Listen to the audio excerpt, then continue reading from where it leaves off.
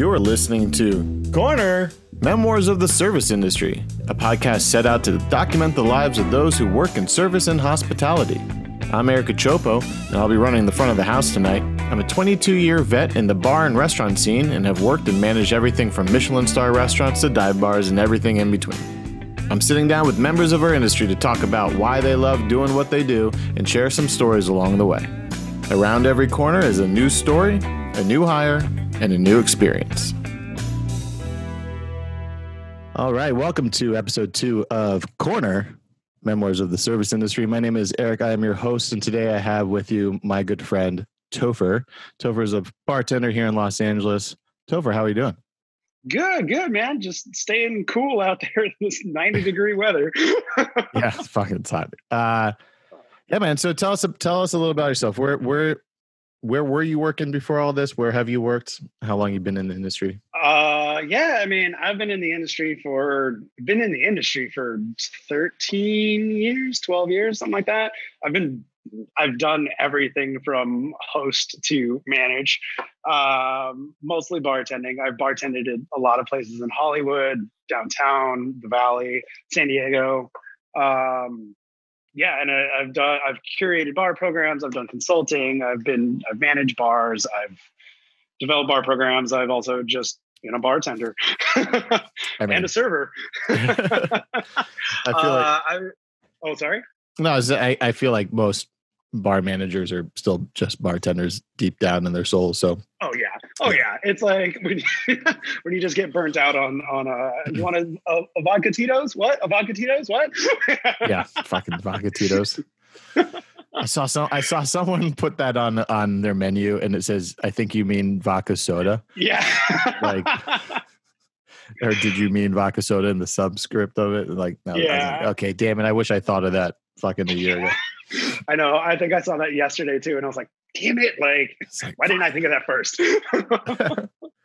Yeah. All right. So safe to say you are a man about town. I'm in the downtown LA bartenders Facebook group. There you go.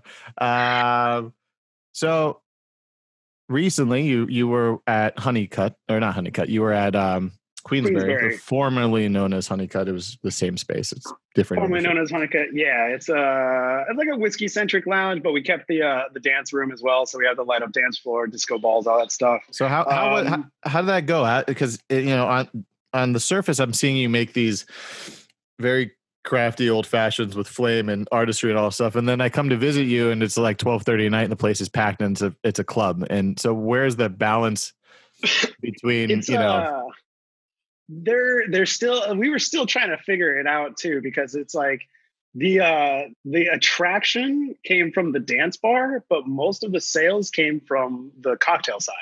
And I really liked it because it gives you the best of both worlds. Like you can have a nice, moody, vibey, night out, date night, whatever, in this cool bar with like beautiful, like a mirrored ceiling and like gold trimming, and we have a whiskey from every state. Right. That's kind of our big claim to fame. And except for DC, I was like so mad. I mean, I know it's not a state, but fucking come on, like. Yeah. Maybe when we get back. I mean, there's a chance. It's not a good one, but there's a chance. Yeah. But it was cool because like people would come for like the cocktails, and then they would go next door and start dance and get their dance on. And then that side was more about speed, just like, vodka sodas, tequila, whatever's. We had what's funny, and I noticed this is about people too, or about when I'm designing like a bar menu. Sometimes like we as bartenders like to flex. We like to show off and do cool creative things. But what sells is the simple stuff. Yeah. So like we had all these crazy drinks on tap, and people were like, I don't know. Then we switched out to literally a mule, a paloma, a gin and tonic, and a daiquiri, and those things flew off the shelves. Yeah. I think I've done a fair mix of, it's funny. I haven't really given a bio myself in this episode or the first one, but I've worked in high-end cocktail bars. I've worked in dive bars. I've worked in music clubs. And I think the funny thing that people don't understand is that just give it to me quick, give it to me fast, and make it taste not like alcohol. And I love it. And Yeah. I mean, there's a reason why vodka soda is so popular, because it just tastes like soda water, Yeah. and a little bit of lime. Yep. It's quick, it's easy, and it gets you there. Yeah.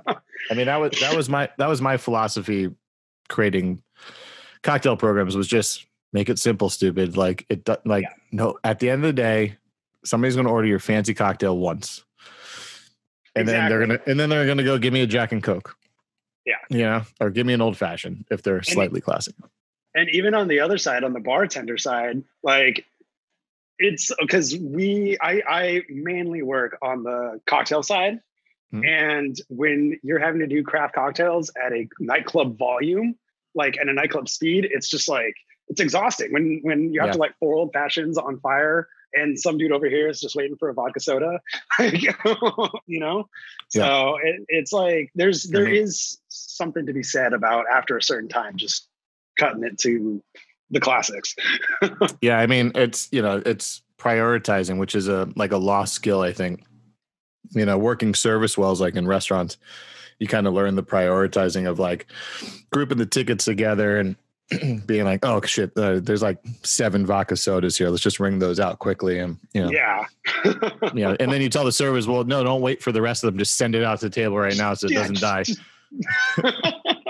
Just take it. Just take it. Like, it's like, you do see the most complicated cocktails on this, right? It's going to take, 10 minutes.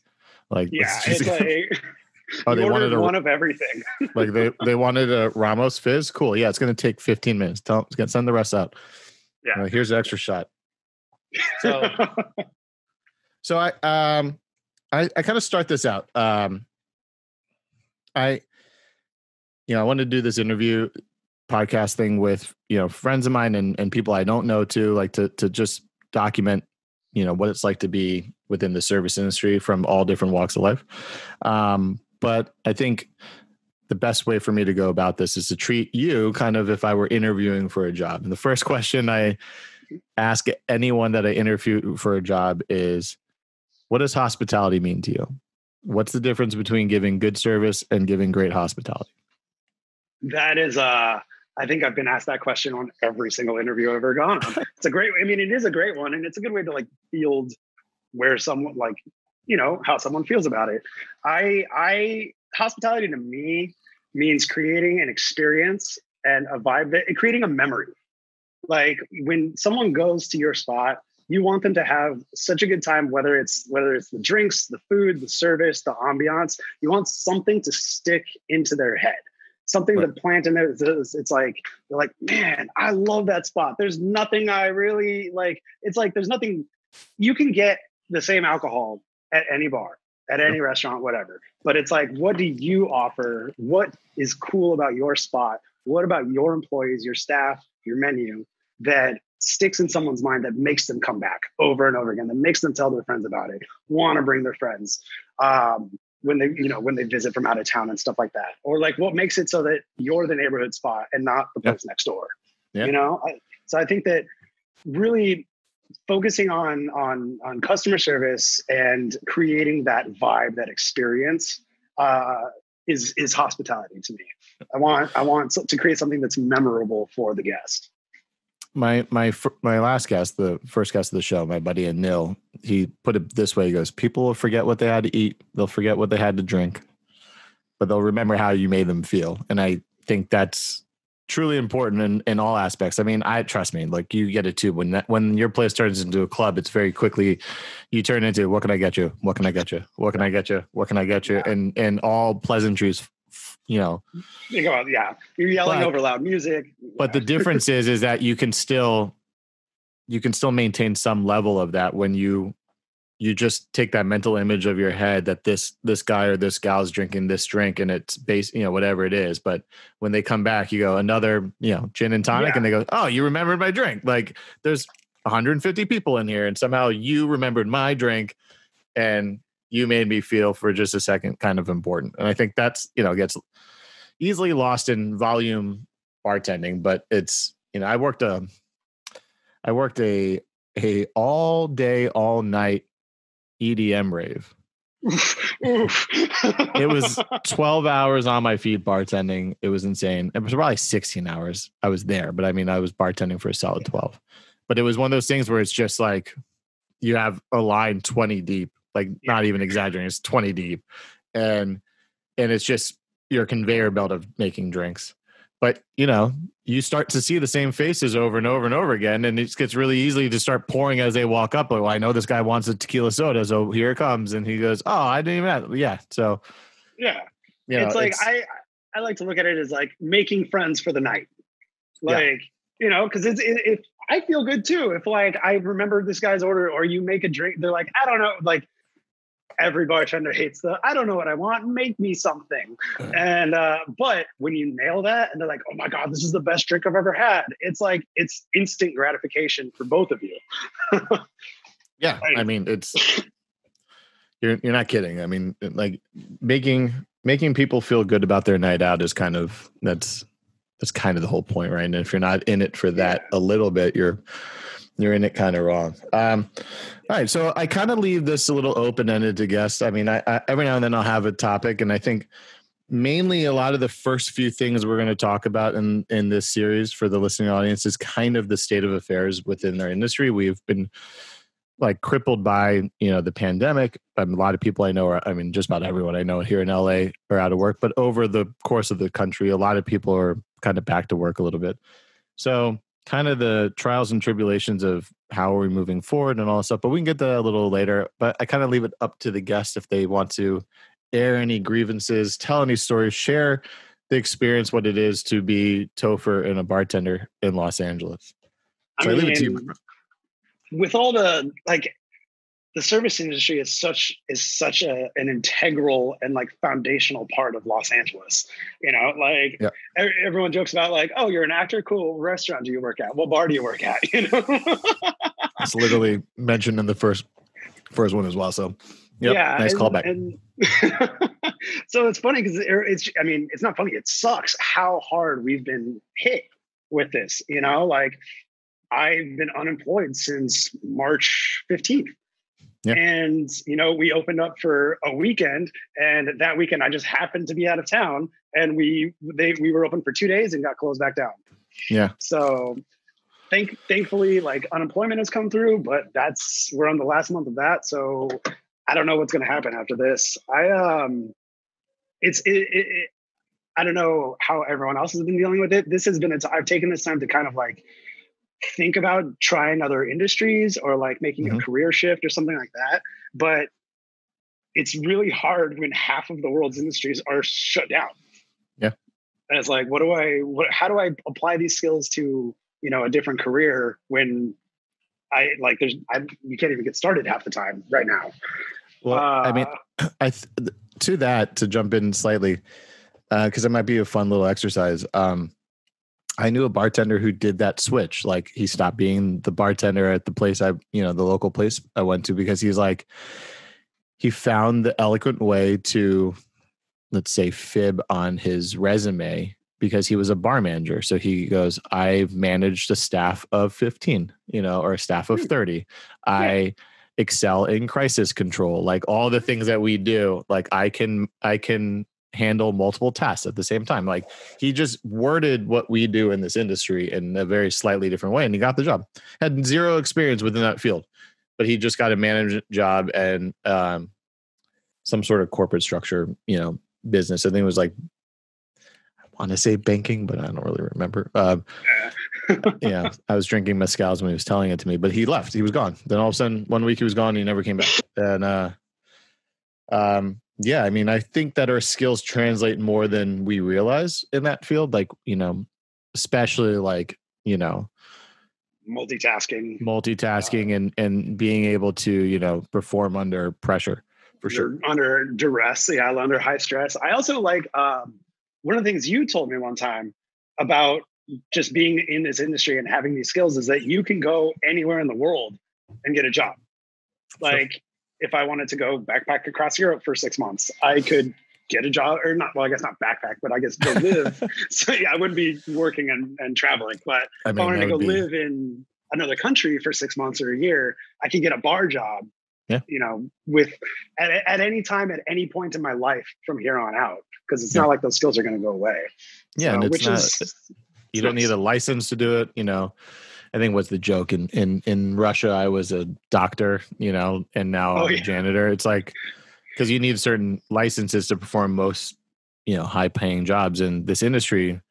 I always tell people, I've told my wife this a bunch of times. They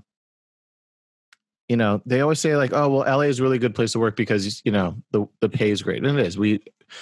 We happen to be lucky and we live in a minimum wage state where, bartenders and servers are making minimum wage and not a tipped employee wage, which is $275, $325, whatever it is, depending. $214. Yeah, exactly. I mean, I think I was making $225 in DC when I was working there.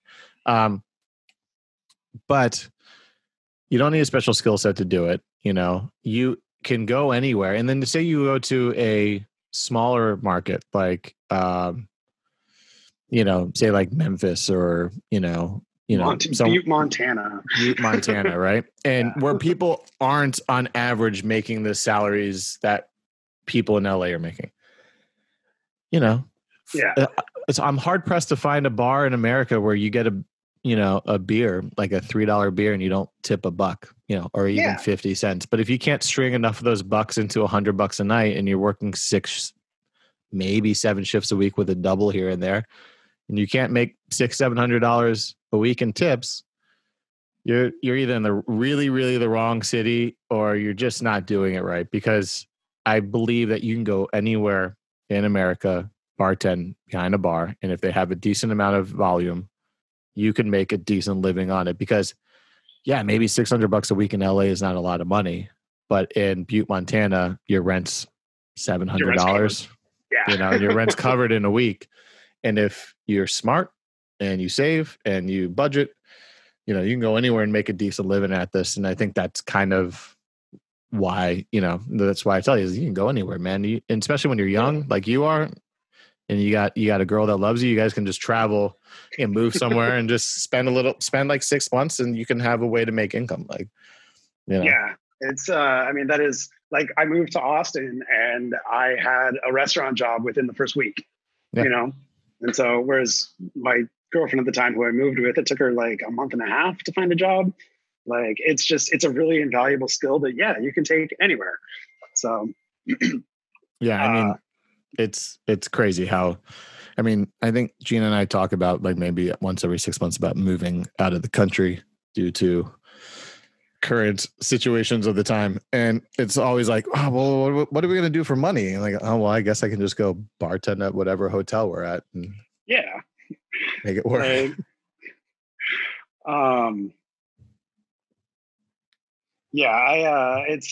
It's really nice to just be able to, you can move anywhere, pick it up for a couple months, make some money, and then bounce to something else, stick with it. Like, I don't want to be bartending when I'm 50, but I do feel like I would, like, if I stepped away for a couple years and then like I could come back to it, It's and like it's a safety net. Exactly. It's always there. You might need to brush up on, the latest cocktail or trendy thing, whatever, but the skill set remains the same. It might take you a couple pours to get your free pour back in if you're, haven't free poured in a couple of years. I think it took me about a week to get that back when I had to start doing that again.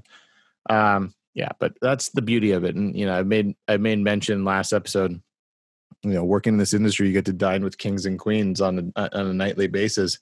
You're kind of part of that, that tapestry of life. And it definitely makes the job fulfilling when you have when you're eating so much shit on a regular basis. You have these moments where you're like, oh yeah, well, that was cool. I got to make that person's like night happy, and that makes it all worthwhile. All right. So I guess that's a nice segue. I didn't mean to do that for you, but like, let's talk about those shitty nights. What are some, like, tell me some war stories from the nights, when you were bartending. Well, let's hear. Oh, the first one that comes to mind, I have had my life threatened over a drink. All right. I'll bite. Tell me that story. I was working at I will leave it's a bar in North Hollywood, /restaurant, very large. Western themed. We'll leave it at that. Okay. And very, very infamous with a mechanical bull or two. And All and we would turn into a nightclub Thursday, Friday, Saturday nights after 10 o'clock. And there was these dudes. He ordered a Henny and Coke. Typical drink, made about 100 of them a night. Mm-hmm. I make the drink, I put it on the bar top, and he goes, "Yo, man, hook it up." And I was like, "Hook it up? You haven't even picked up the drink yet." And he's like, "Yeah, but like, come on, make it strong." I was like, "You have no idea how strong it is. You haven't even tasted it yet. Like, that could be all Henny. You don't know." He's like, "No, man, I'm gonna tip you well." I was like, "Yeah, okay, whatever." I was like, "Do you want the drink or not?" And he was like, "Oh, fine." And he like throws cash at me. And then I move on to, the next drink, but he's still standing there. He's like mumbling. I was at the service well, and there was a service that's waiting. And I hear him say like, "Wait till I see this motherfucker outside the club tonight." And I was like, what did he just say? And she was like, "He said, wait till he sees you outside the club tonight." And I was like, "Cool, that's what I thought." Security took his money, took his tip. He did not tip. Of course he didn't tip. Of course not. Took his money, took his drink back, and had him escorted out. Yeah. But I mean, that place, we had fights every weekend.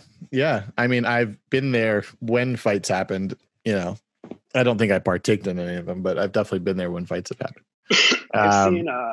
Mainly the Universal City location. So if you haven't figured out the place yet, you should know it by now. But that one I went to a lot. I went to New York Film Academy, so I had a Universal Studios parking pass because the campus is on Universal Studios. So we would go to City Walk all the time because we just park in the staff parking lot because we had this all access parking pass. And so we would spend many a night there. Oh my God. Okay. I just remembered the best story from that place. Okay. I still refer to this night as the Pearl Harbor of Saddle Ranch because it was the day after or 2 days after the actual anniversary of Pearl Harbor. And what happened was I worked the day shift. It was a Tuesday. Yes, it was a Tuesday. I worked the day shift, like 9 to 5, I guess. I was supposed to get off around like 5 or 6. And there was no one. It was dead all day. I think I like barely made like $40. And then right around like an hour before shift change, people started trickling in. I'm the only person on. All the servers have been cut. It's fine. I can handle it. I'm taking some tables. And then I look up and no joke, I see a sea of Universal employees descending on Saddle Ranch. And I guess what happened was they, as a gift to their employees, Universal booked a concert. It was like a country concert. It was like, I don't know, Chase, whatever that guy's name is, or some country star. Okay. But 300 Universal employees descended on Saddle Ranch. Every single one of them gets a discount. Not a single one of them wanted to start a tab. And the managers knew about it, but did not schedule accordingly. So the evening shift came on, which is just one bartender. And this all happened at once. So was this Tuesday? Why is there one bartender working at Saddle Ranch at any time? Is it Tuesday? Like a Sunday? Yeah. Tuesday nights in December, typically pretty slow. Not this one. Okay. That was the most money I've ever made in my entire life, like in one shift. Yeah.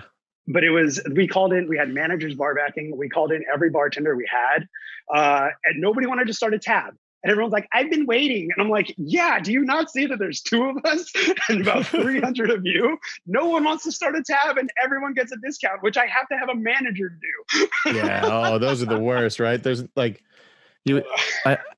I learned my lesson on that a few times. I'm like, just program it in where they can just do this discount. It's just so much faster. Yeah. I have a good Saddle Ranch story. I don't. Did I tell you about the night? Me and my friends pretended to be chaperones. No. Okay, because I know we talked about Saddle Ranch a couple times. Okay, so we were. This is like 2003 or 4. I think we're still in film school, so like 3 going into 4, somewhere around then. We're leaving Saddle Ranch. It's around 11 o'clock at night, and we see this huge crowd gathered outside. And so for those who don't know, like Saddle Ranch was in Universal City Walk. And as you leave Saddle Ranch and go towards, you see that big globe that's, the It's big landmark. Or what is it? Extra? Extra, whatever, that big globe outside the Fountain Globe. And that's right outside the park to Universal Studios, the theme park. And we see this sea of people at 11 o'clock, like waiting in the ticket line. And they're all like middle school kids or freshmen or something. They were all young kids. So they're all short. So I'm going to say middle school because they were short. There were these short kids all standing there. And you see a couple of adults like towering over them in the crowd. So me and my two buddies, we just kind of start blending our way through the sea of kids. And we're like, hey, Billy, spit that out. Susan, you stop. Like, just start like, directing traffic to all these kids and naming random names and acting like we're chaperones. And and then we walk in with them as chaperones to Universal Studios for like a midnight, late night, run of the park with these kids. And me and my buddies, drunk as hell, riding all the rides, acting like idiots, and never got caught. We just ran a bunch of rides and then we just left. We just, That's awesome. That's hilarious. and that was thanks in part to Saddle Ranch's giant, cocktails. Yeah. Oh God. So, like when I worked there, during Christmas, they would give us free passes into the park.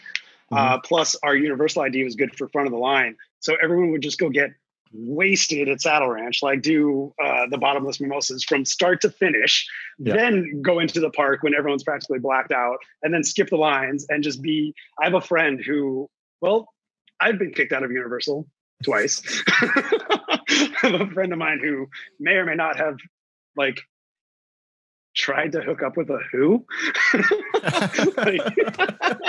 and he got kicked out. I mean, that takes some like real trust there through all the makeup, Yeah. I think it was one of the ones on stilts. So I think it was. I don't know. It was a. That's a him thing. Good for that guy. Yeah, but that place was just rowdy all the time. Yeah, like I set myself on fire on my first night. Okay, do tell. Well, I was serving, and it was my first night, and they put me on a banquet, and I was clearing the banquet, or we were clearing the banquet, and I was clearing the chafing dish, and I didn't see the sterno underneath. For those who don't know, the sterno is the little flame, that's essentially napalm inside of it that keeps the dishes warm. Flammable gel. Pretty much. And I didn't see it underneath. So I picked the whole thing up and I heard it fall. And I was like, huh? And I looked down and I was like, wait, what fell? And I put it back down. And at that point, I noticed that the sterno was missing. And I was like, uh-oh. And then the curtain of the tablecloth caught on fire. And I was like, oh. And then the next thing I know, my legs are on fire because the gel sprayed all over my pants. So I became known as the dude who set himself on fire on the first night on the floor. And I'll never forget, like, one of the event coordinators, like a year later, was like talking to me, and she was like, blah, blah, blah, like, oh yeah, a manager has to light the fire or something like that. Cause one time this server lit himself on fire. And I just looked at her deadpan. And I was like, yeah, that was me. And she goes, oh my God, you're right. It was you. I was like, thanks. I'm like, yeah, thanks for reminding me. Awesome. Man, that place, I worked there for 3 years and I have stories. I bet. Like more than I can even remember.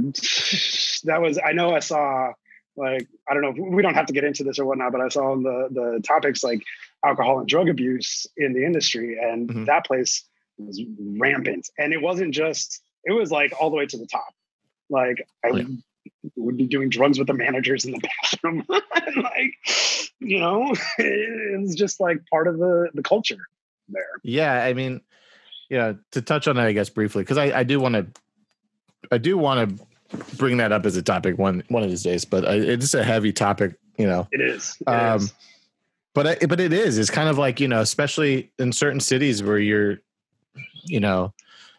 going hard for like 6, maybe 8-hour shifts. I'll put it this way: there's a reason why rock stars do drugs, It's because they chase the high that they get there on stage. And so when they come off a stage, it can be a very depressing thing. The adrenaline levels just crash and you're just kind of left alone to your own devices back in a hotel room. And, anyone that does a live act, like that, there's similar stories. There's similar stories like in sports stars, professional wrestling performers, they have the same thing. They chase that high, especially professional wrestling stars, because they die like crazy. But but they chase that thrill, and to a lesser extent, bartending is similar in that aspect because you're on and you're moving.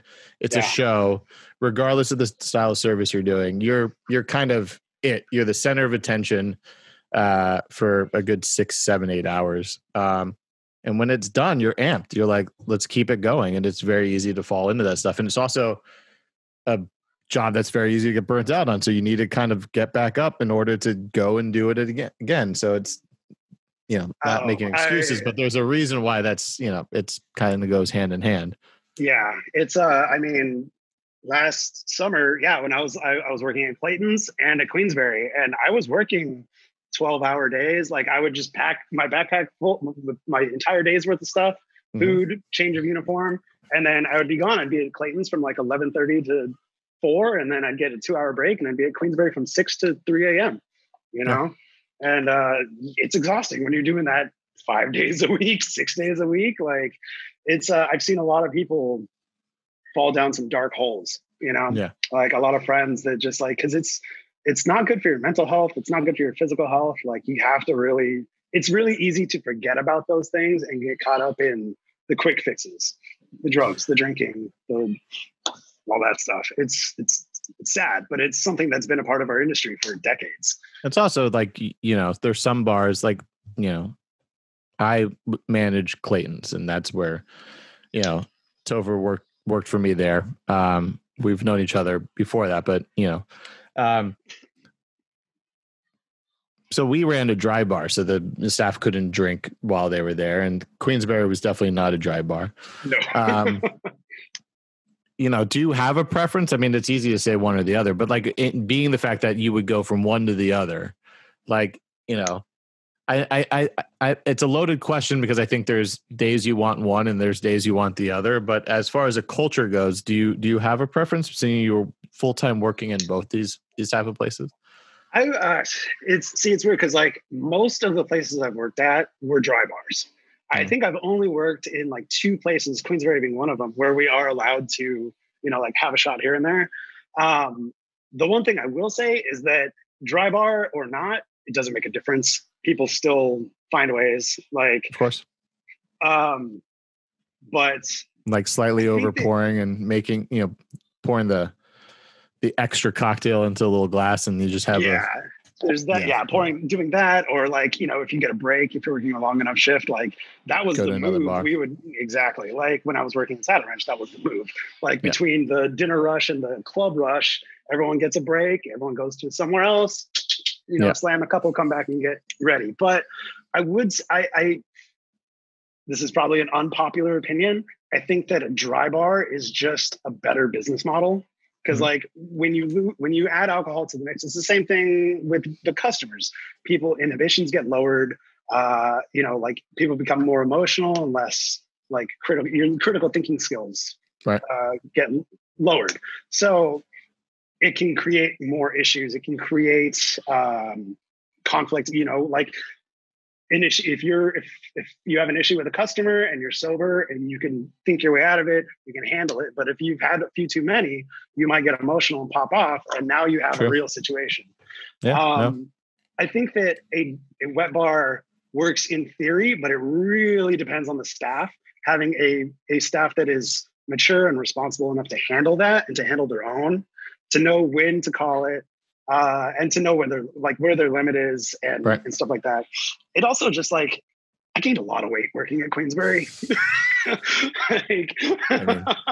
it kind of sucks after a while. Like when you're like, I would be sober Sunday through Thursday, and then Friday and Saturday, I'm like getting drunk at work. And by Sunday, I feel like garbage.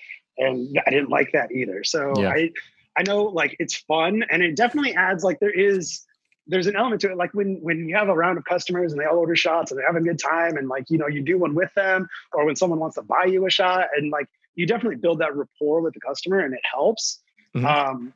And I think on occasion it should be allowed, or like, you know, just run it by a manager real quick. Hey, this guy wants to buy me a shot. Like, is that cool? And I always obviously just told people, just get them to buy you good shit. Like, Yeah. don't, they're not buying you the well. Like, they got to spend money. If you want it, sell it, you know? Yeah. You know?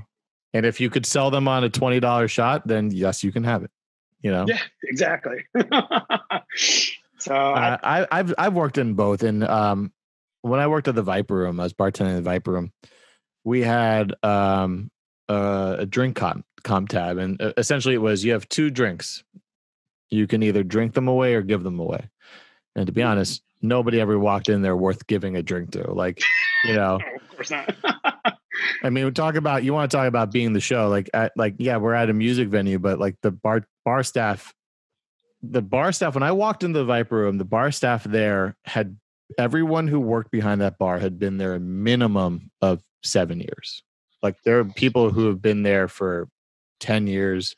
In one case, a guy had been there for 12, 15 years. I actually replaced a guy who got fired by my friend who became the director of operations of the club. And he had been there for like 10 years. Oh, wow. So I walked in with a target on my back. Everyone's like, fuck this kid. I'm like, I didn't do anything. You're like, I It's it's not my fault. The guy messed up and got fired. Like, I swear I had nothing to do with it. But yeah, I mean, you have two drinks. You're not going to give those drinks away. Yeah. Some girl walks in, some guy walks in, regardless. And it's like, you don't.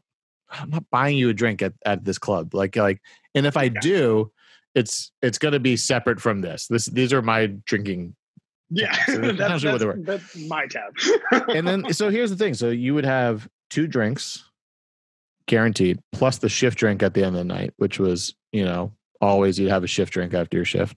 And then guaranteed at least one person would buy you a drink, at least one. So on any given night, you're 4 to 5 to 6 drinks in. And so there is a distinction, you know, those who maybe not familiar in the business and those who aren't, you know, functioning alcoholics, like there is a difference between drinking every day and getting drunk every day.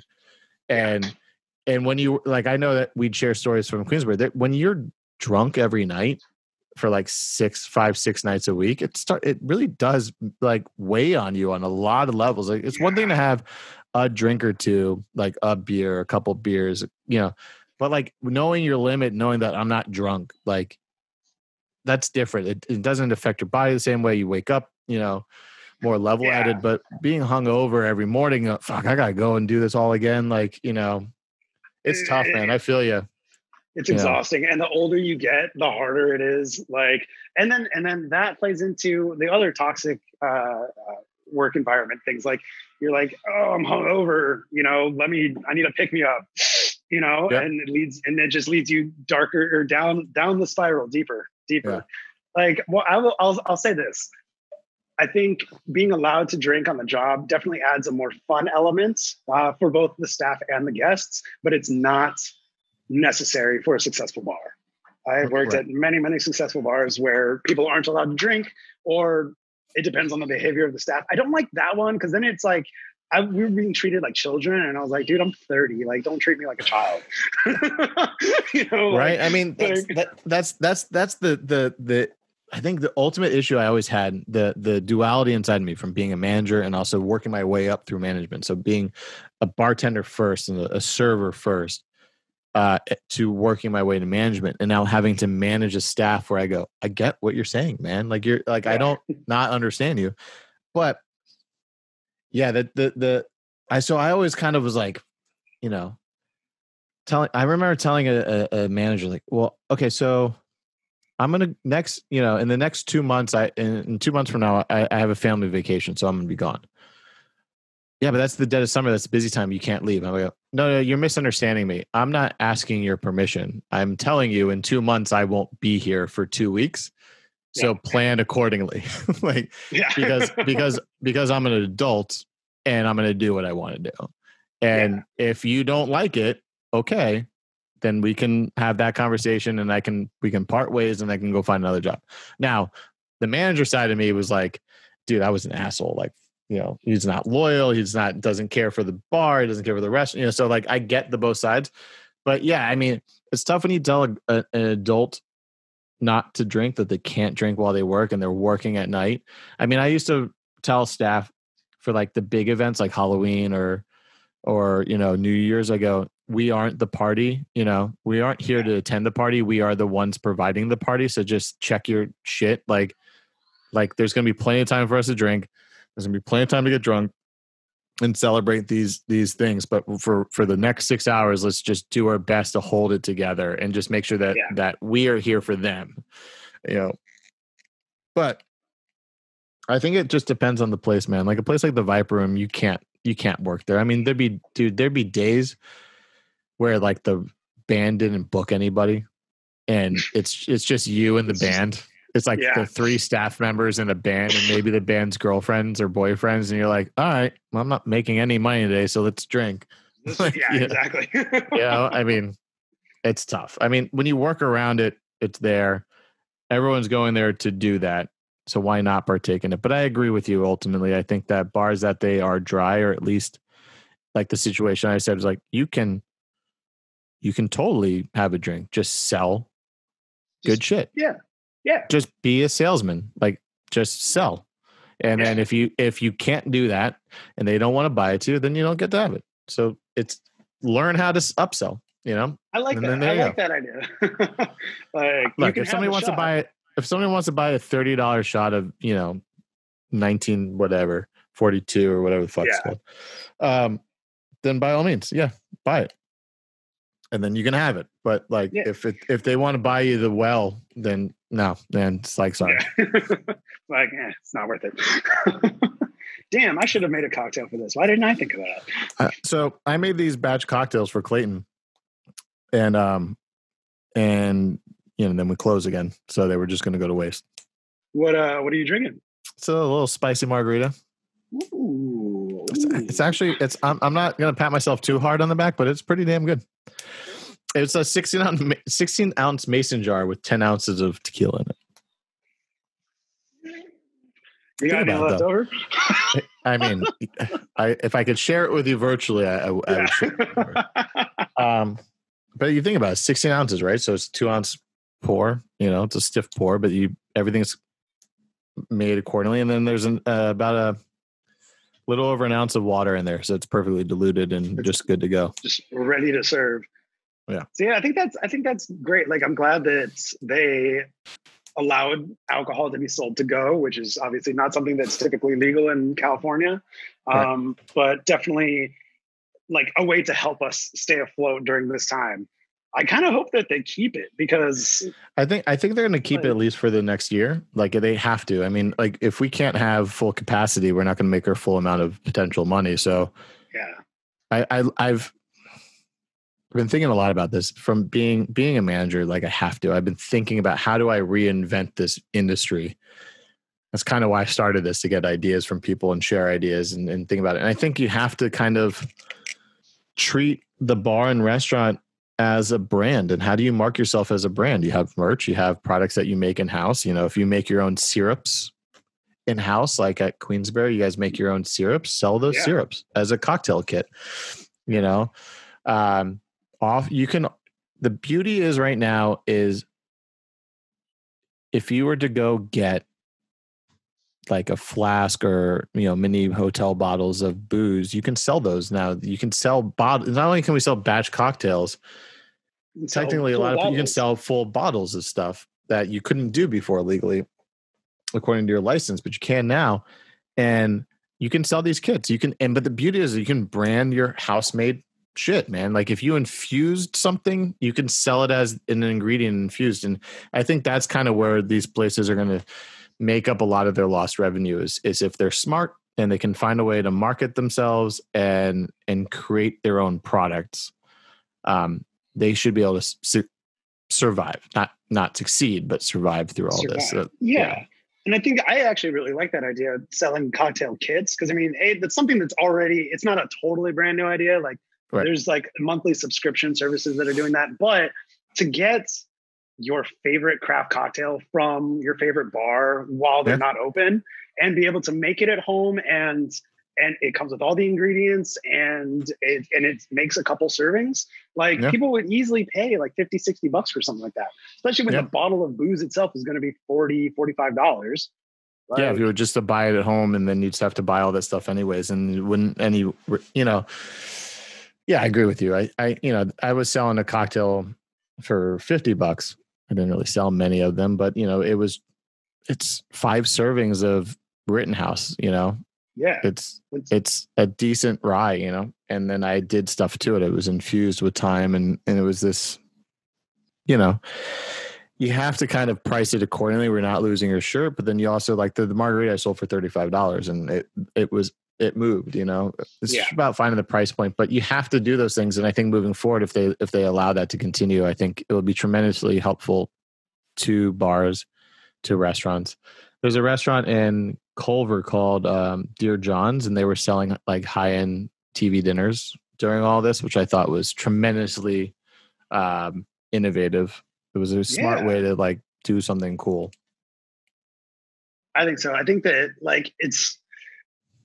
we've been in this for only for 4 months already, almost going on, which I think now is the turning point where we're realizing that, okay, this isn't a temporary thing. This is probably going to last at least the rest of the year, if not till the spring.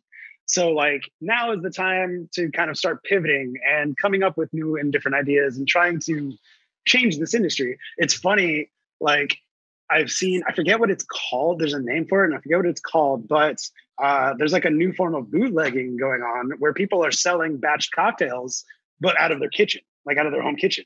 Oh, and okay. It's technically illegal because you have to have a liquor license to sell liquor, but like people are promoting on Instagram and they're literally like they'll roll up and drop off a mason jar of spicy margarita for $30. And people are I would do that. I mean, it's smart. If you have the time and you have a captive audience. I remember I did I worked production in a past life, and we did an interview with a guy. I think it was just called like the Fry Guy down in Long Beach or something. And he made these like loaded French fry platters out of his garage, and he would just deliver them, to his neighborhood, and, $15 for, carne asada fries and stuff like that. And he just sold it on Instagram. He was kind of like a food truck without being a food truck. So he kind of like blurred a couple lines, but yeah, I mean, he hustled, and I think eventually got a truck out of it, and he was able to turn it into something. But, I mean, I don't see why not. At this point, all rules are out the window, dude. We just need to survive. Like unemployment's great, but it's not my salary, and it's not how much money you were making behind the bar. And, we can pay bills or rent, but we're not like making the living that we worked our asses off to make. And I think whatever we can do to hustle. Exactly. So you were talking about pivoting. What are some of the stuff you've been looking into pivoting into? I tried selling life insurance. Did not like that. Did not like that. There was a lot of investment costs. I made it to the point where I made my money back, and then I was like, it's not for me. I really enjoy sales. I mean, a big part of being a bartender is being a salesman. Yeah. You're selling the product, upselling. I know you're also selling yourself as, like a reason to come back to that bar. Yeah. But for me, at least personally, I gotta have some sort of stake in what I'm selling. Like I have to at least enjoy what I'm selling. Like I like selling liquor and alcohol. I sold guitars at one point, but I have no interest in life insurance whatsoever. So I was like, this ain't for me. I think that I've always wanted to get back or get more into consulting. Like I've developed a couple bar programs, but I would love to do that more full-time.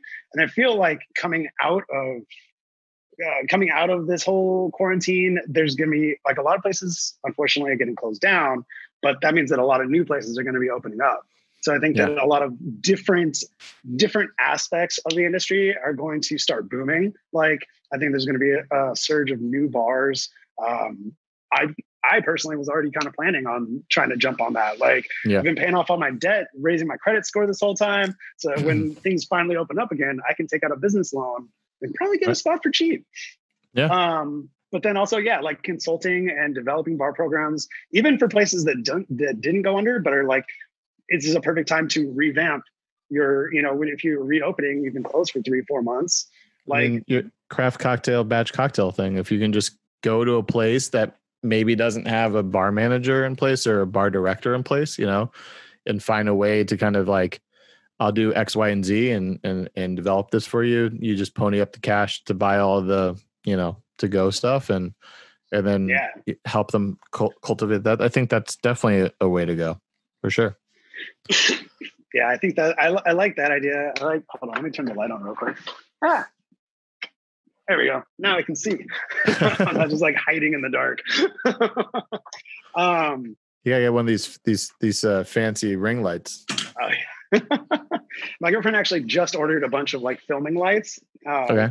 So, because she's doing like the influencer Instagram thing, she's mocking me in the corner. Just tell her to get into streaming. That's the next thing. Just be a Twitch streamer. Just be a Twitch streamer. She's got a leg up. She's female, so she'll automatically get a couple thousand followers. What's the thing? The secret Twitch gamer girl, where like the boyfriend's actually off screen playing the game. The girl's just pretending to play the game, like while being hot on camera. Perfect. That's a business model for both of you, right? Just until I start my OnlyFans. Yeah, there you go. If there's only an OnlyFans for guys, like if you want to see my cocktails. Girlfriend's dying in the background in case people can't hear that. All right, so we kind of talked about kind of some issues within the industry a little bit. We didn't get into a lot of it, and we can. I think you and I and a couple of people, we could do like a 2-hour talk about alcohol and drug abuse within the industry. But all right, so my thesis is I think that COVID has changed we'll prove that it's changed our industry forever. How it will is yet to be determined, obviously, but I have my theories. I kind of want, at least for these first few episodes, to really kind of dive into kind of getting an outside perspective on that. So it's a 2-part question. How do you think this is going to change us moving forward? How we do business, how we operate within that space? And if you could make any changes when we reopen, like if, think about if you were to build the prototype bar from the ground up, any changes whatsoever. I don't want to lead you too far. But if you could make any changes moving forward, implement any changes moving forward, what would you do to improve upon our industry? So for the first part, I do think, and I think I mentioned this earlier, that this is really going to be like the rise of the fast casual business model, just because to-go is really the only thing that's thriving. I wouldn't even say thriving, I would say surviving right now. Yeah. So I think that we might see a rise in like just new concepts of that, or new versions of that concept. There's a lot in LA, especially. There's already a lot of when we have like spits and like sweet greens and stuff like that. So there's a lot, and it would just be a lot more of those adapting alcohol into their menu as well.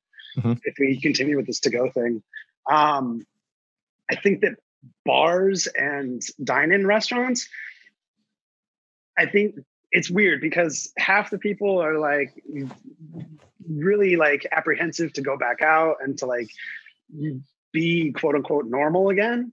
But then the other half of the population is like, no, I want to sit at the bar and drink a beer and get a haircut, and same time. Yeah. Which you can do in LA. Yeah, there are places. But I don't know. I just feel like,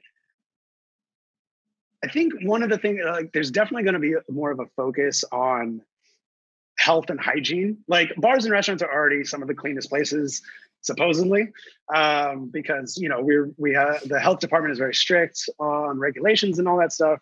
But I can tell you right now, I've worked in a ton of bars that were just like, how has this place not been shut down? So I'll caveat it. Sometimes the establishment isn't clean, but the people working within it do the best within they can. Like I don't know many bartenders who are unclean. That's true. That's like you in this. I've touched my beard like several times. If I was working behind the bar, every time I touch my beard, I wash my hands.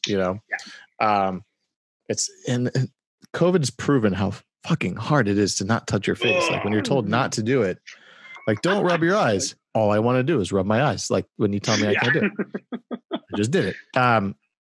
Yeah. So I mean, but we are extremely clean. Yeah, we have to be. It's beaten into us repetitively. Yeah. Like ask any bartender or server like what their skin routine is for their hands, because they're all just dried out from washing your hands 200 times a night. Like, just bar rap. Yeah. I think it's going to be really funny if we have to implement the plexiglass thing for people to sit at the bar top again, because then they're all going to feel like bank tellers. And then that personality, that personal connection is gone, at least not gone, but like severed slightly.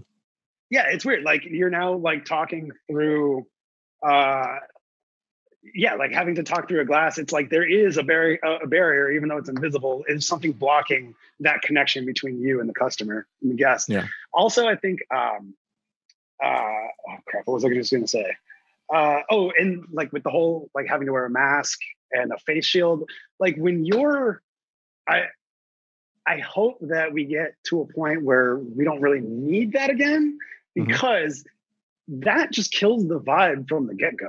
Like, right. I don't know, at this point in time during the pandemic and the shutdown, I don't understand why people are so desperate to go out to eat, because like that now famous meme from Faith and Flower, like if your server is wearing a mask, a face guard, hat, like gloves, they're in practically a hazmat suit, like just so you can not cook for one, it's like eat out. Is it really worth it? Yeah. So I mean, for some people it is, because my working theory is this. I have two, but I mean, my main one stems from, we talked about this in the first episode about the need for Americans to be waited on, to be served.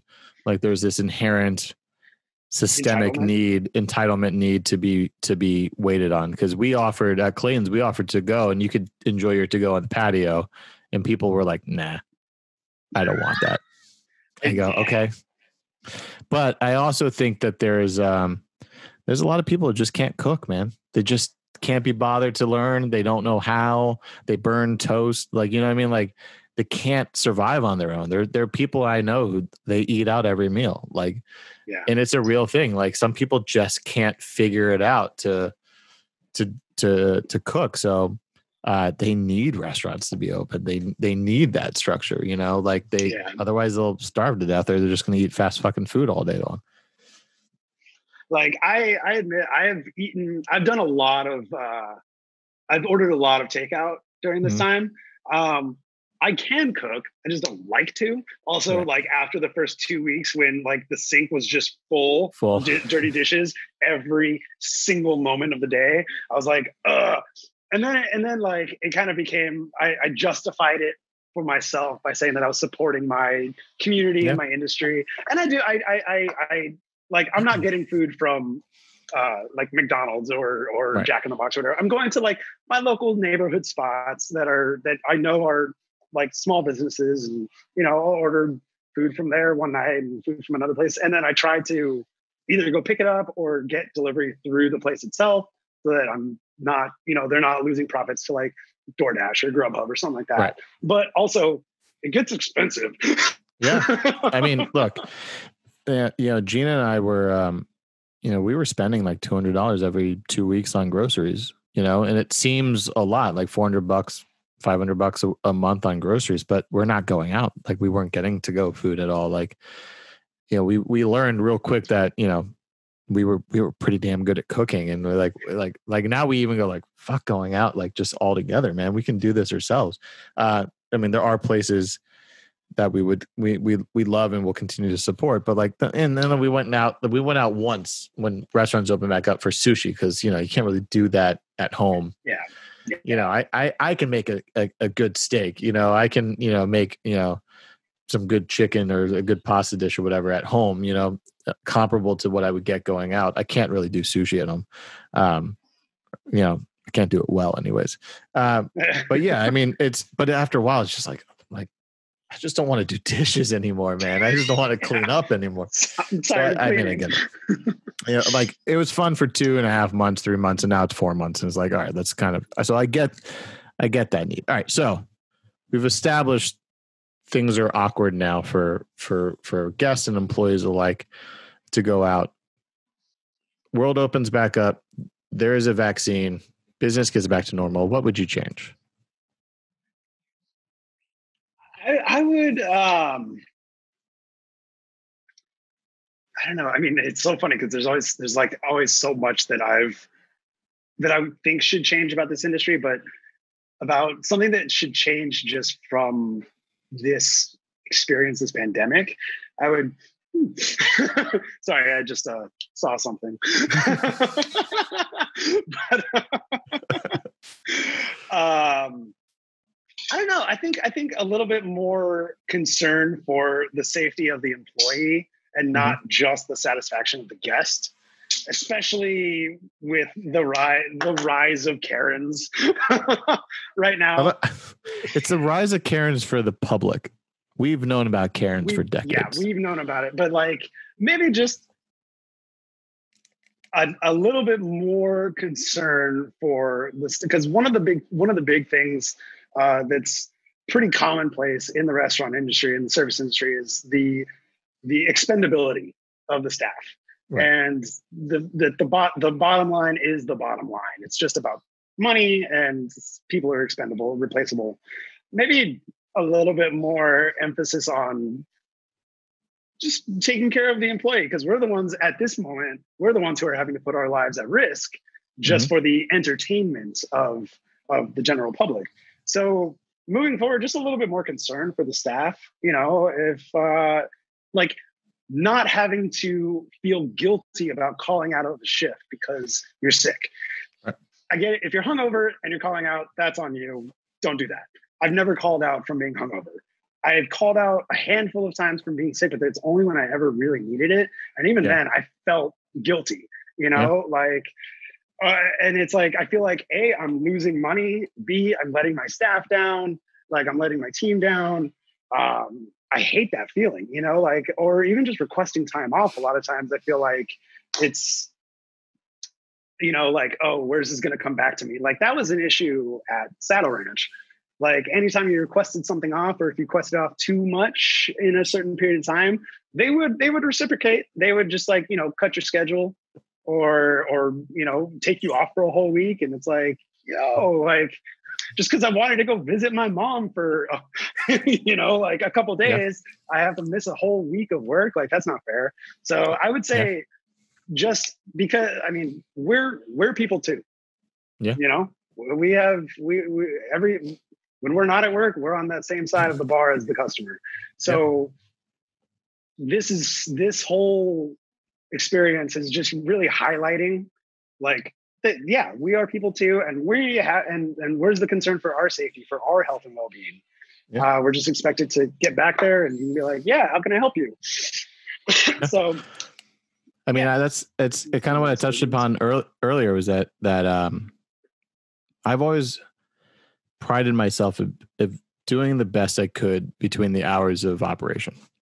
So if I was on the schedule from like 4 to 11, I did the best I could. I worked as hard as I could when I could. I think there's some friends of mine who manage me who can talk shit about that. But I mean, that was kind of always in my heart. I always tried to do the best. And I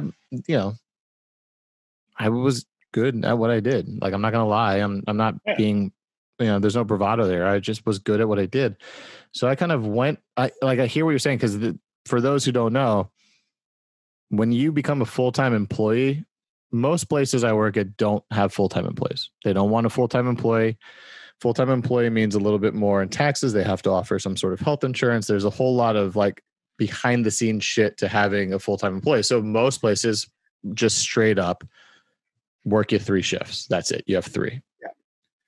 But when you become when you become so valuable to a place that they they give you the fourth or even the fifth shift, you start feeling this obligation to them. Like, well, what if I'm sick? What if I let them, am I letting them down? Am I not being there? I work so much there. If I left, the place would fall apart, you know?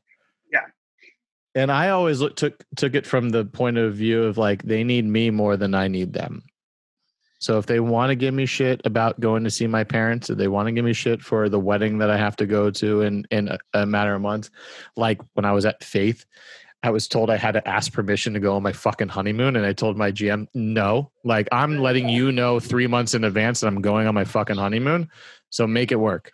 Like, I'm really you just got to cover me 3 days. I have 2 days off a week. You just got to cover 3 of those fucking, you know what I mean? Like, yeah, it's, we just work around it. Like, but I'm not asking anyone's permission to go on my honeymoon. Like, they can keep this job. I don't need it at the end of the day. And that was always the thing, is I don't need it. Like, that everyone, I mean, back in this heyday, everybody was hiring. You could find a job. You might not find a job for like a week or two, but you can find a job.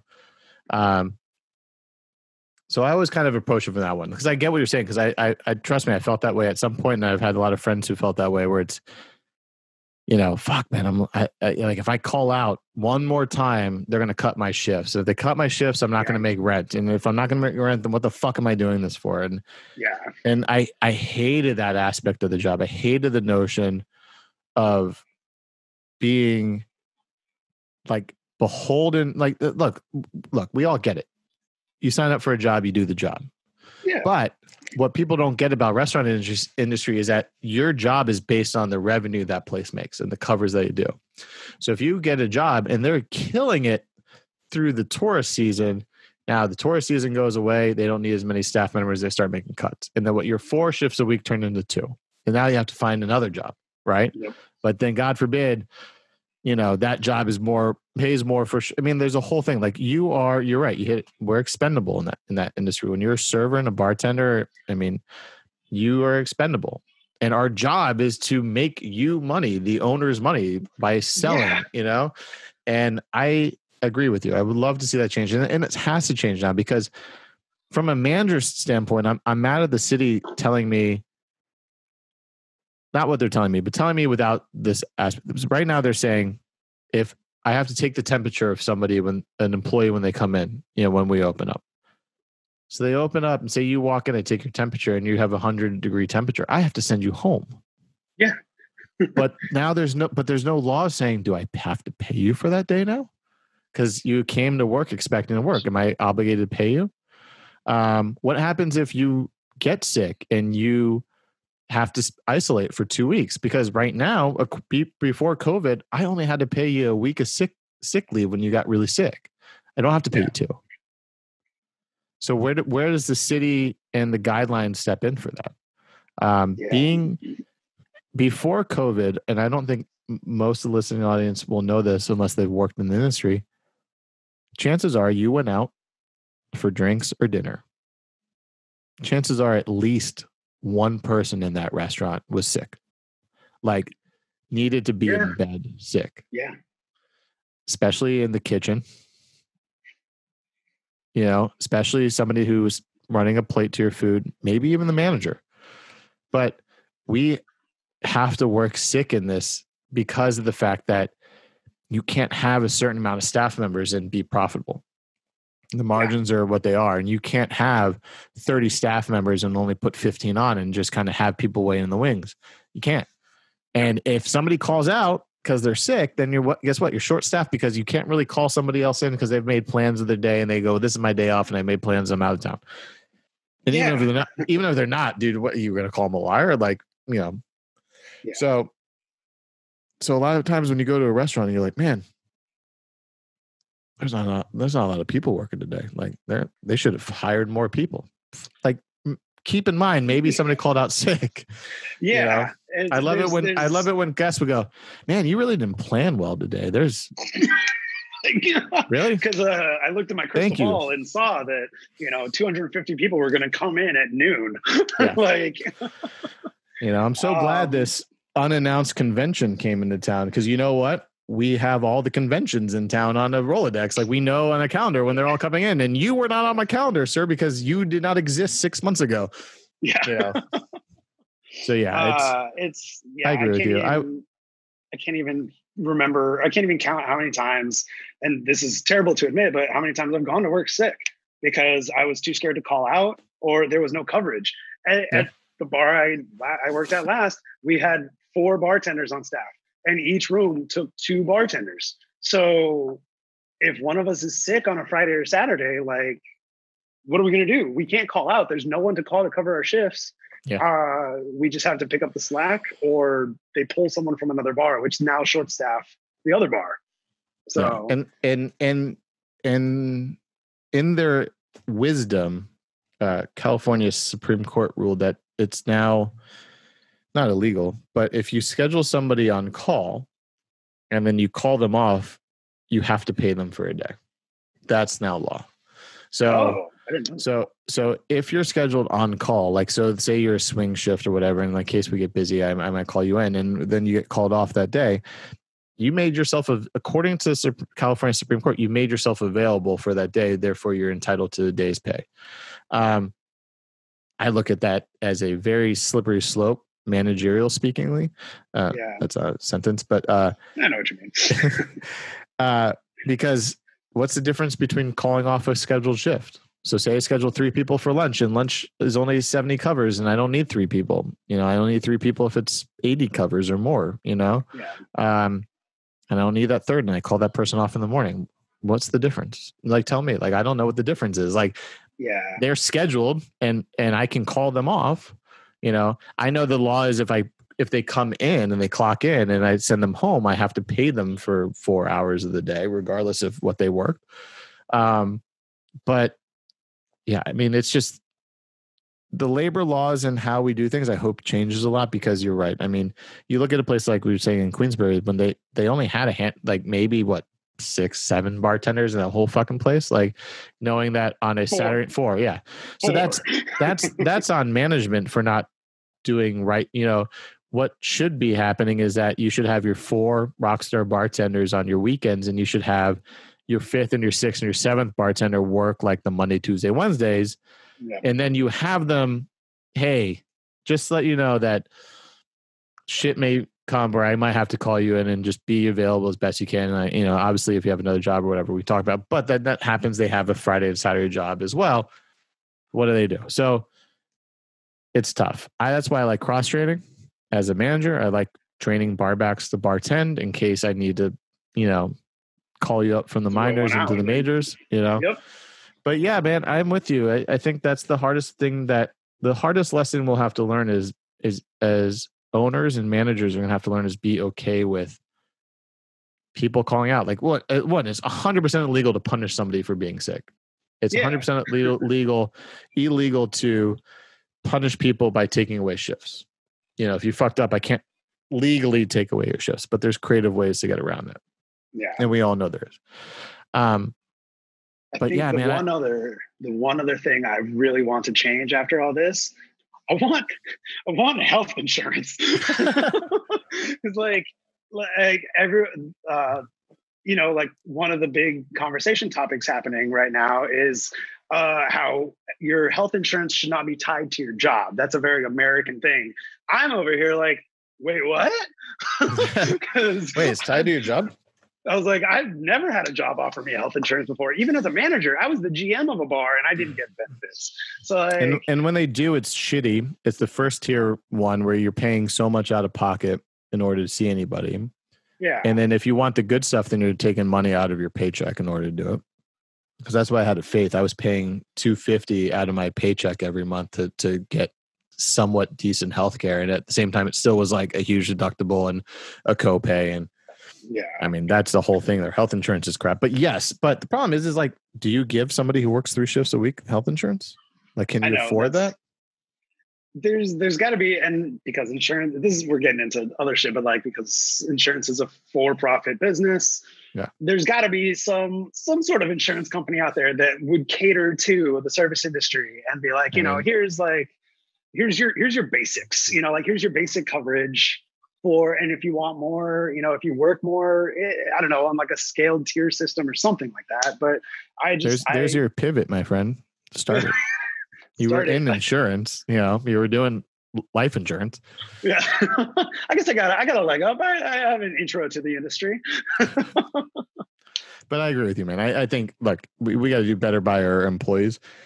And especially when it comes to the stigma of being able to call out, like knowing that you're not going to be in trouble if you call out. And now we have to. I mean, we have to do that. Yeah. That's definitely one that will change. Now, how long it will stay changed is a different question. But I'm with you on that 100%. Like, it's definitely, something that we have to do better with. Switching gears slightly. For those who are listening at home, I met Topher through my wife, because my wife, I was Topher's boss, but before I was Topher's boss, my wife was Topher's boss. My wife was a very excellent bar manager, assistant GM at a short-lived restaurant in Silver Lake, right? Yeah, called Mari. Yeah.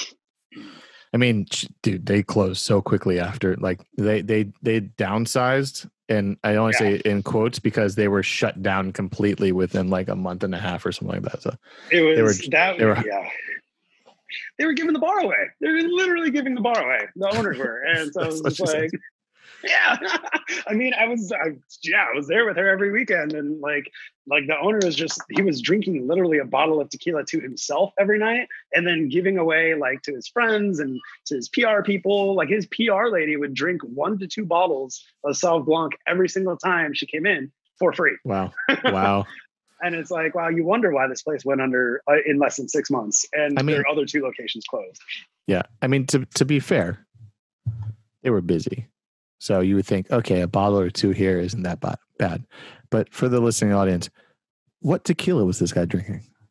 It was a high-end one. We didn't carry anything low-end. So when your cost for a bottle of whiskey or a bottle of tequila is like $30, $40 cost, that means it retails for,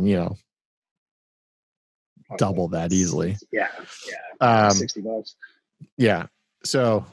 yeah, it adds up. And the problem is they didn't let her really be a bar manager in the sense where she could. Here's the beauty. Little inside baseball for everybody. As bar managers, when we do deals with the vendors who, handle all these brands, when you buy X amount of cases of some shitty, well vodka, they tend to throw in a bottle or 2 for free of the good stuff. This is how you have the product to drink away for. If he was so inclined to drink away, man, he should have just let her do all the ordering, but it was tough, man. So he exactly, like that's if you're getting like a comp bottle from the vendors, like that's your comp bottle, that's your promo bottle. That's like if you want to give customers like a shot or something, like do it out of that, because it's not going to go against your inventory. But I don't know, otherwise you're done for, man. And they were. Yep. But I've never worked for my wife. I was. This will be a later episode, but because this is a nice segue into the next segment. But she worked for me, and then we started dating, and then and now she's my wife. What was my wife like to work with? Fun stories of being in the trenches with my wife. I very much enjoyed working for both of you, and I'm not just saying this because I really do, because like I've worked at a lot of places. I worked for a lot of people, and then I've also managed staffs myself. And you and Gina are 2 of the best people I've ever worked for, because you actually care, and that's all. That's the difference is that you guys care. Yeah. and I mean, I'm trying to think of anything specific that happened with. I mean, we were both there for such a short amount of time, but for like one thing that I love about this industry is that bonds and friendships and connections are formed really fast. And even though both of us had only been there for a couple months, when I found out that they let her go, I was ready to quit. In fact, I literally did quit within the next 2 weeks. Like, because I was like, nah, like, what is it? Half-baked? Who's coming with me? Like when I found out that they canned her for no reason, it was downsizing. I was like, you know what? Nah, like I'm good. And I think I only worked like 2 more shifts and I was out. Which I think is a big part of this industry as well. Like people follow individuals too. Yeah. Like if you have a star bartender at one spot and he leaves, you might lose a chunk of your staff or your clientele. Yeah. I mean, I've followed people like, I was working at Arson House and the bar manager there went to Viper Room and I followed him to Viper Room and then followed him back to Arson House as his AGM to his GM. Yeah, following people is a real thing. I appreciate the kind words because I think the difference being is that Gina and I worked our way through it. Yeah. Like anytime I had conversations with owners, I always had the employees back, because I could understand their side of, their point of view on it, everything. Because I was once, in the trenches and, I was once a server with 150 covers to myself. And I was once the bartender at a 5 deep bar and I understand the gripes. And, so I appreciate at least that was, that was recognized. And that goes to what you're saying about following people. Like, I never worked with you. I blindly gave you a job because my wife vouched for you, like I knew you, we had hung out and I knew that I liked you and we got along, but skill set alone and trusting her word on you and she vouched for you. I was like, yeah, no brainer. I need somebody. He needs a job. Bring him in. Like, that's kind of how this job should be. It should never, I hated being a bartender and having to interview. Yeah. Like I hated it. Like, dude, did so-and-so not call you? Like, did they not vouch? Like, is that not good enough? I have to actually interview with you and you have to check. Like, that was the biggest insult to me ever, was like, dude, how does my reputation in the places I worked at and the people who called ahead to set up this conversation, not, they have to be formal about it. Like, most of the best jobs I had were a shake and a hand, like a handshake and a, how do you do? And that was it. When do you start? Yeah. Can you start tomorrow? Like, yeah. I mean, when I went and opened Shibumi, I went in thinking I was going in for an interview and I'm in there with 7 other staff members and the chef, Dave Schlosser was talking about his philosophy behind the bar and philosophy behind the restaurant and his food. And then after like 30 minutes, he goes, all right, I guess we just set up the bar then and we just get to work. And I'm like, okay, I guess I'm hired.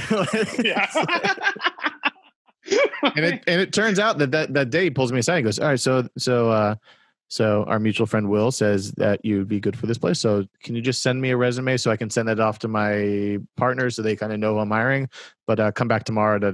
I'm like, yeah, that's how it should happen. And then that place was the number 2 restaurant in LA that year. And it was like one of the best single-handed working experiences of my life. And it was based on one guy's recommendation to another guy. And there was no interview. There was no, how do you do? It was just boom, show up, you're working.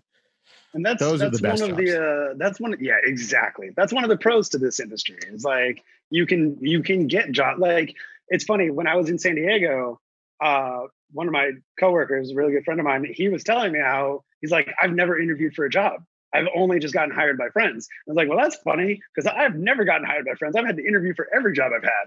And he's like, what's that like? But since I moved to LA, or since I came back to LA, I haven't really had to interview for anything. It's just like if I have, I'll show up and within 5, I'm like, here's my references. And they're like, cool, you're hired. Or like, let me make a phone call. And like, this person, yeah, I know, I worked with them here, like, cool, call them. Hey, guess what? You're hired. Like, and that's what's, and that's how you keep the network going, and like, you make new friends and you meet new places and all this stuff. Like, I don't know, that's what's fun about this.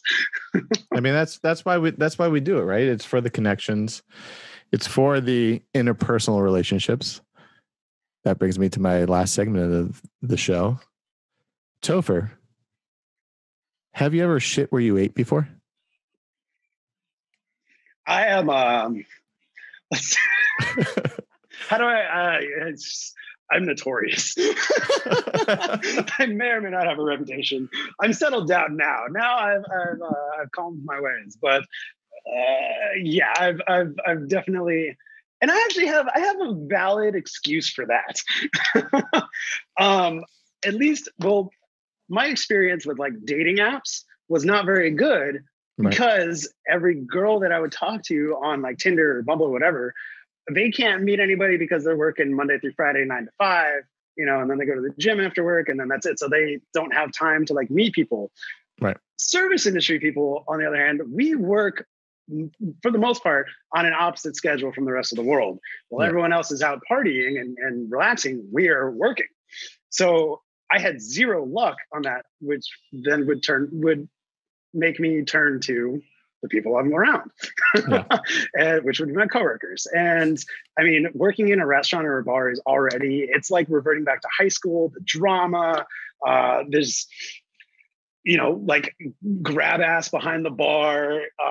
It's just like, it's fun. And it's like, oh, and then, you throw a little alcohol in there every once in a while. And like, people get a little frisky, like drinking after work. Oh, God, shit happens.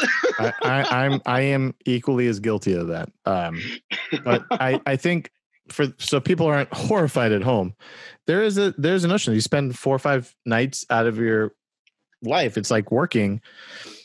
Look, if you work in an office space, there's always office space romances. There's a whole movie genre about Christmas parties that are trying to make a thing happen out of it. But, but then you can go out after your 9 to 5 job and you can meet people. Yeah. We're stuck meeting people at like, Starbucks or like Trader Joe's during the day. While yes, you can meet people and go on dates and pull numbers from that scenario. A lot of times it's easier when there's alcohol involved or it's dinner or date involved or, when you're going out in the evening time. But when your evening time is your work time, your only social circle is the people you work with, especially when you work full time in this industry. If you're working 5 nights a week at a bar, that's your family, that's your friends, that's your whole circle, social circle. So maybe you might pick up that girl that comes in at the bar, but let's be fair. That's not a thing that happens totally all the time. It does happen every now and then, but it's not a thing that it's more rare than not. So more often than not, the relationships that you form are the people that you work with. That's why I think it's so rampant within the industry. One of my favorite, it's like one of those BuzzFeed videos about like what the bartenders really think or whatever. Yeah. And at the very end, the guy and the girl are like shaking tins and she just goes, "I'm pretending we never hooked up." And he goes, "We all are." It's just like, when you're right though, when you're spending, 5, sometimes 6 nights a week with these people in the evening times when everyone else is partying, it's a fun social environment. And you don't you're not going to go out in the middle of the day to try and pick up men or women, and so you have a higher probability of taking home the server that night than you do one of the guests. I mean, it's true. And I mean, like I said, I joked, but like, I'm now married to that girl that I, after hours in a non-work function, hooked up with, and we dated and now we're married. So there's an upside to it as well. That's why I was joked when I was a manager, like, I was going to save this one, but I'll tell you now. When I was a manager and all the staff's like, "Come have a drink with us." And I go, "I don't fraternize with the staff." And they all look at me. I go, "Last time I did that, I married her." Yeah. Last time I put around with a staff member, I put a ring on it. Yeah. So now I can't do it anymore, guys. I can't. No, I mean, for what it's worth, I did wind up with a girl that I met at the bar, but that was one of those movie fairy tale romances where, she showed up for a blind date and got stood up, and I was like, "Hey." That's happened to more people that I know, like that I can count. There's a lot of male bartenders I know that's happened to them, where I think it's just a line that some girls play. Like, I can't imagine that many girls, like attractive girls, are getting stood up on dates. Like, maybe 1 or 2, but I feel like it's they come to the bar, they find a bartender that they find attractive, and then that's the line. They sit there lonely, and they know that the bartender is going to talk to them, because of course they are. Because there's a whole dance floor behind you, and you're not dancing or doing anything or mingling with people. You're at my bar, like slowly drinking that vodka cranberry. Yeah. So, So yeah, of course they're gonna. Yeah. So what brings you in here today? Why why you look so down? Why so glum? Well, I got stood up, and then you're like, oh shit, you got stood up. How did you? And then you're feeding them. You know, it's a whole. I think it's a play, dude. I think you got played. Oh. I mean, hey, whatever. It worked out for me in the end. The other thing I was going to say, when it comes to fraternizing with your coworkers in this industry, looks also play a part, especially in LA. You know, these bars and restaurants, they want to hire attractive looking people. So when you're surrounded by alcohol and you're working with only attractive people, and it's like a party environment, and like it happens. Yeah. It's just bound to happen. Yep. I don't know if this segment's going to stick around. I just feel like it's potentially like I'm about to get, cancel cultured on it for perpetuating workplace sexual harassment. And by all means, these are all like consensual stories I'm trying to get out of people. Like even the grab assing is somewhat consensual in the sense that like it becomes high school and it's a whole thing. It's like a co-ed locker room behind the bar, but like in a good way, like not a bad way, in a fun way. It's just the world's so hard to like unless you're like, I know there's a lot of people. Oh, I get it, and I know there's gonna be like a couple of people like, what is wrong with these people? Like, I don't know. It's one of those things where I believe that everybody should be forced to work in a service position for like at least 6 months of their life. No, a year. Just to really mandatory service. Like Israel has mandatory military service. America should have mandatory service. Like you should be in the service industry for a year before you go and do a real job. Like out of college, if you haven't done it yet by college, you got to have 1 year in it. Yeah. Exactly. So you can understand that your ranch really isn't that important. Especially on pizza, guys. Stop putting it on your pizza. Just stop. Pizza is good because it's pizza. It doesn't need ranch. In fact, it ruins pizza. All right. Agreed. I think that's a good note to leave it on. So Topher, any last thoughts? Like just wrap up, kind of like put a button on it. Are you hopeful for where we're going? Are you hopeful for the industry? Are you going to stick around? I know you're trying to pivot, but say things start making a turn for the better. Any final thoughts? Honestly, no matter how much I gripe and bitch about being, behind the bar and whatnot, I still love it. It's a part of who I am. Like you have to have the people who are in this industry for life. It's not because we love shaking cocktails and whatever. I love providing that experience. I love like bonding with someone for an hour, 2 hours, whatever, having great conversation. And then, and you just made that person's night. So no matter what I wind up doing, I'm always going to it's going to be something related to the service industry because it's mutually beneficial. I make their night and that also makes my night. And I love that. It's a great feeling. So, I'm anxious, but hopeful to see what happens going forward from here.